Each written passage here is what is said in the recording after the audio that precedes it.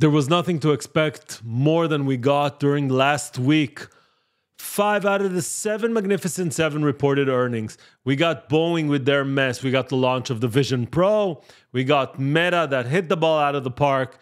And we got a lot of other pieces of information. Of course, we got Jerome Powell that decided not to raise rates. Are you ready to summarize the week and look ahead at what is going to happen in the next 7 days?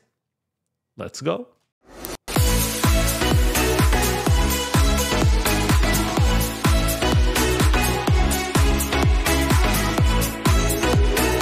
Hello everyone and welcome back to the channel. If you're new, hello, and if you're a repeating viewer, thank you very much for your loyalty.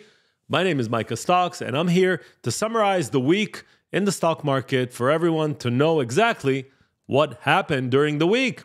And how are we going to start? We're going to start the week or this review as usual by looking at our YouTube page. It's called Stock Talk. With Micha Stocks, we have over 2.6K subscribers.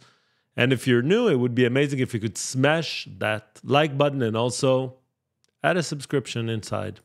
Let's dive into the markets. Russell was the only one that ended the week on the red side. NASDAQ up 1.27, S&P up 1.38, and the Dow Jones up 1.43. When we look at the different indices, we can see that except energy and real estate, all the other indices are on the green, of course, due to the amazing earnings that we heard during the week. Crypto market, no real change. We want to say it was an unch week for them, and we can see that oil and natural gas plummeting during the week. A lot of their price movement is currently in turmoil due to the Houthis and the world fighting them and the Suez Canal and all that. So that's one reason. The other reason for natural gas specifically is that it's not cold. The winter hasn't arrived, not in Europe and not in the US. And the US is producing a lot of LNG, liquid natural gas. That is, of course, taking the price down. And when we look at the Magnificent 7, Meta leading the charge after amazing earnings, plus 20%, Nvidia plus 8%, Amazon plus 8%, Tesla even ended on the green side, and Microsoft also. On the flip side, we got Apple with a disappointing forecast, and Google with, again, disappointing results, and not a lot of excitement around AI with Google. This is our heat map. This is how it looks like, and yes, most of the S&P 500 is usually green. And now we'll go over all or the main highlights of the news this week, and we will start, of course, with our table. Most anticipated earnings release for this week. We heard from SoFi Monday morning, which provided very good results. The first quarter that they ended with profit, but the stock, of course, sold after the news and is mainly back to where it started. Supermicro Computer raising their guidance and, of course, results. Microsoft, AMD, and Alphabet with solid results, but the forecast is always the most problematic. In the case of AMD, it's mainly the execution and providing those graphic chips to customers. Boeing with the mess that they have around there. Novo Nordisk becoming the biggest company in Europe. And then we got Qualcomm, which Apple actually pushed again the date for their own self-made modem and brought Qualcomm another contract till 2027. And then we got Apple, Amazon, and Meta. As you saw from the chart, Meta blew it out of the park. The year of efficiency became the year of the comeback from a double-digit stock to a triple-digit stock. Kept going up 20%. Amazon up 8% after very solid results. And Apple with good results back to revenue growth, but the stock went down because their forecast was below analyst estimates. When we look at ExxonMobil and Chevron, we do see them providing better than expected earnings, but revenue came shy of expectations. And that brings us to the big problem of the week. The big problem is actually not a problem for us. It's a problem from Jerome Powell. This site is called Trueflation. It looks at the inflation from real-time data versus CPI that is released every day. It generates or collects a lot of online and offline data to create this measurement.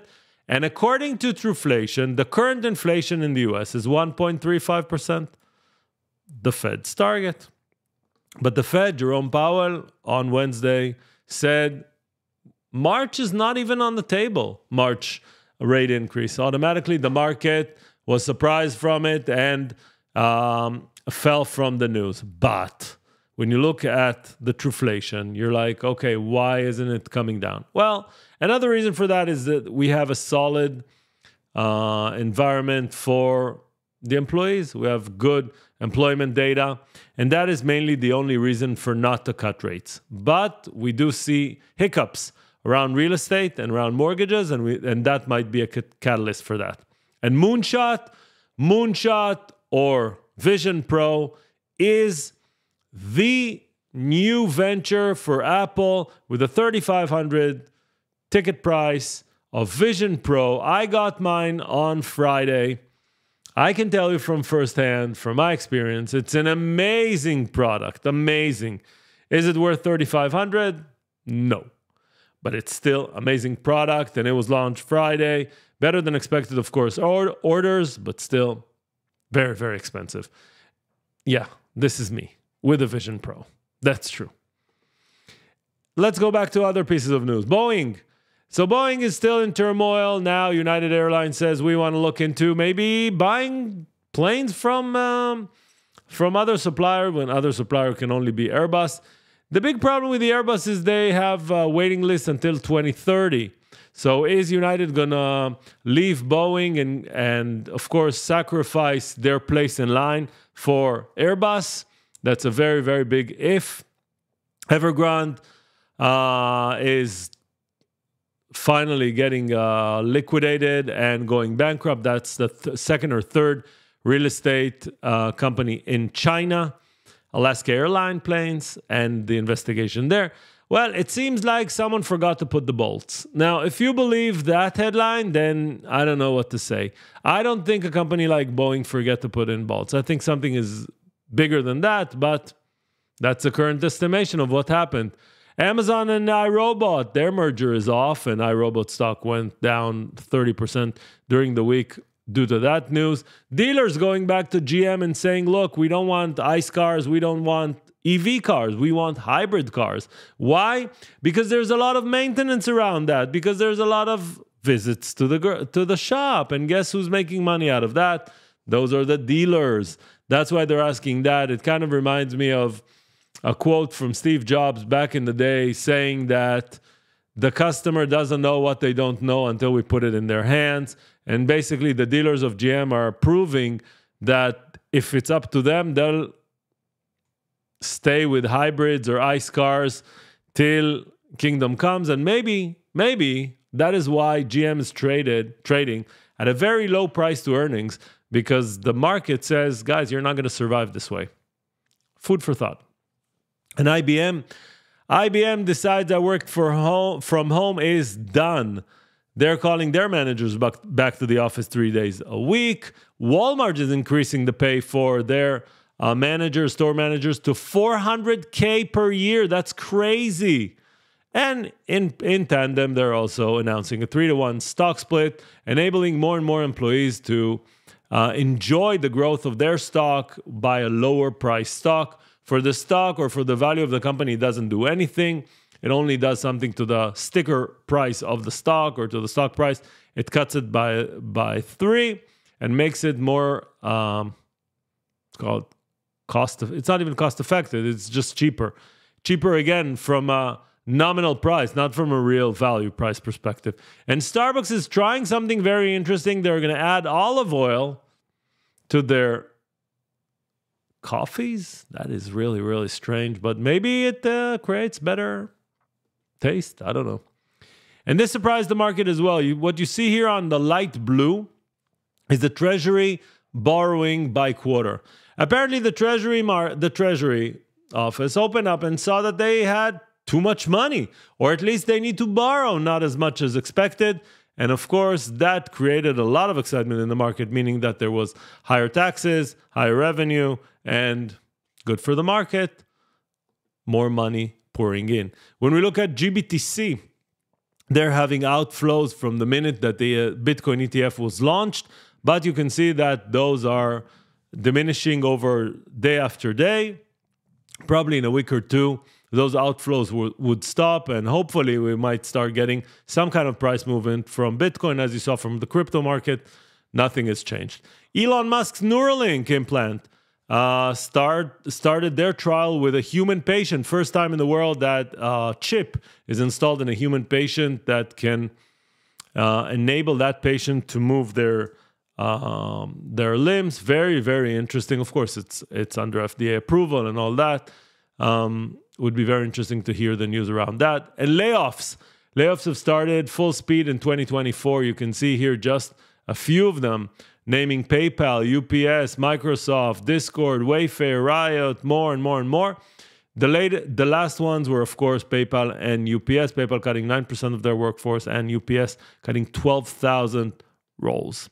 And this long tweet is from Gary Black summarizing the decision by Chief Judge Kathleen McCormick on Elon Musk's 55.8 comp plan from 2018, where he was granted $55.8 billion of options in stocks while it had steps to be achieved, and Elon Musk achieved all the steps. Now, the court came back and said that the board didn't do enough negotiation. It's too much. It's too big. I'm not going into the decision, whether I agree. You know what? I am going to the decision.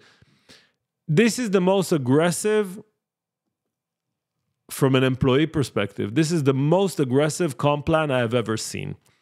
If an employee, in this case Elon Musk, puts everything on the line, says, you know what, I'm not getting paid. I'm not getting anything. But if I achieve these financial goals, which are the company financial goals, it's not his personal, right? It's the company's financial goals, and they're extraordinary. Should he get paid? I think he should. The court thinks otherwise. Of course, this created a lot of turmoil. Now Elon Musk wants to register instead of Delaware in Texas. And that means, again, a lot of back and forth with Tesla around the stock. That's why the stock is underperforming from the beginning of the year, because PMs have problems standing behind investing in Tesla currently because of all the noise. And someone else that's making noise is Byron Allen, wants to buy Paramount Global for $14 billion. Tom Lee and his team looked at January. There's a saying that says that as goes January, so goes the year. So Tom Lee and his team checked. January ended on the positive side, plus 1.9%.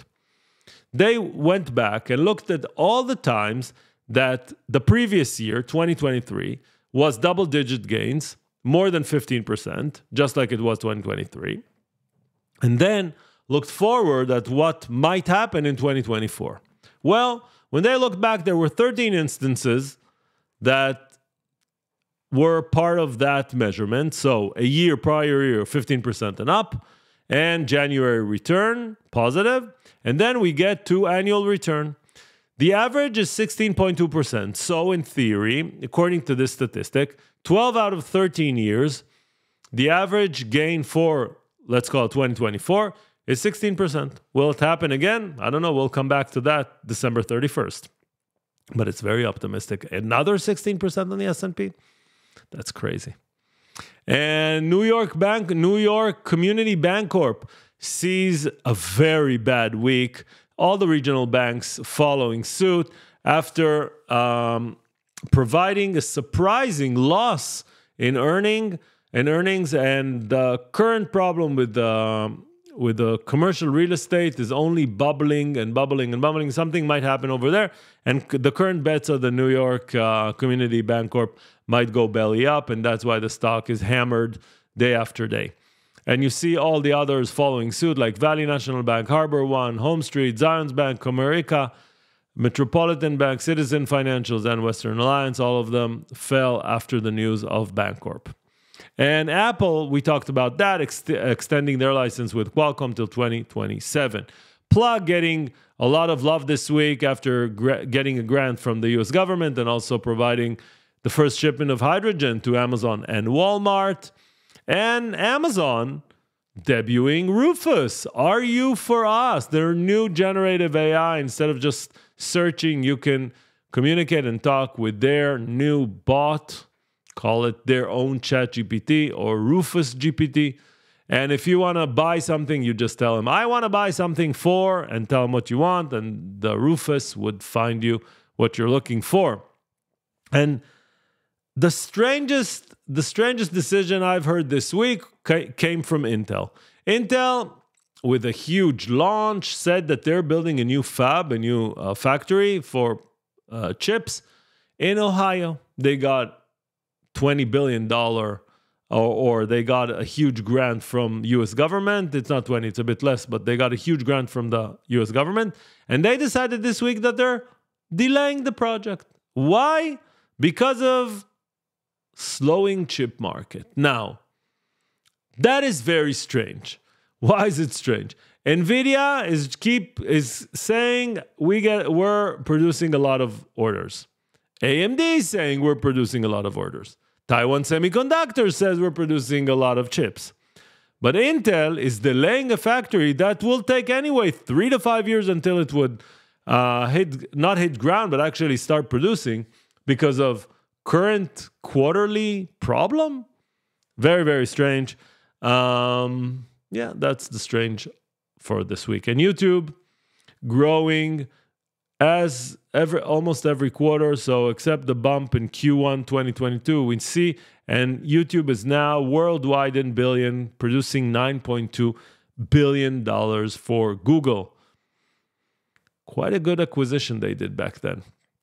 And Meta, we talked about it in the beginning, the biggest by market cap, biggest gain of a single company in a single day in the market. $205 billion they gained in market cap during Friday after they reported. Crazy. And Mike Wilson is capitulating and basically leaving Morgan Stanley Investment Committee after predicting 10 out of the 2 last bear cycles. He's leaving the committee because you can't keep on saying that everything can fall when nothing does. Usually that is the time when something will fall, just so you know. and by that, we're going to next week.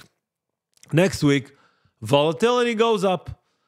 Companies reporting are the more, let's call it, volatile companies, whether it's Palantir, Eli Lilly, Snapchat, Enphase, Spotify, PayPal, Uber, CVS, Roblox, ARM, Disney, Affirm, and more and more. All of these are going to report during the week. We're going to see a lot of volatility, especially after this week or after the melt up on Friday. And from the macro perspective, let's move to the relevant week. In February, we don't see a lot of macro data this week. The one thing that we might see during the week is Fed talk. A lot of Fed talk because their blackout is done. And that brings us to this table, which shows us that most of the averages are currently overbought. So we got the QQQs, the NASDAQ overbought. We got the Russell 1000 overbought. We got the S&P overbought. And we got the S&P 100, which is the top 100, extreme overbought. Just be careful with the big companies out there. And that brings us to the chart of S&P 500. So we had this channel and we broke it on Friday. We have the potential of keep going up to around 500 on the SPY, maybe a bit more. But then we should see a correction that might take us all the way down to 4,400 or maybe 4,500. This will be an 8 to 10% correction. It won't go straight. It will be kind of a zigzag, but I would expect it to happen. Same as we had here. You see A, B, C, D, E, and then we see the launch. We might see the same effect over here. Will it happen next week, the week after? Just to emphasize this, February is not known to be the best month in a presidential cycle, in the fourth year of a president. Just so you know. Well, that was the week. Next week, who knows what the news would bring us. All I know is we're going to be here next week summarizing everything that happened in the stock market. By the way, just a reminder, not everything here is for educational and entertainment. This is not financial advice. Till next time, bye-bye.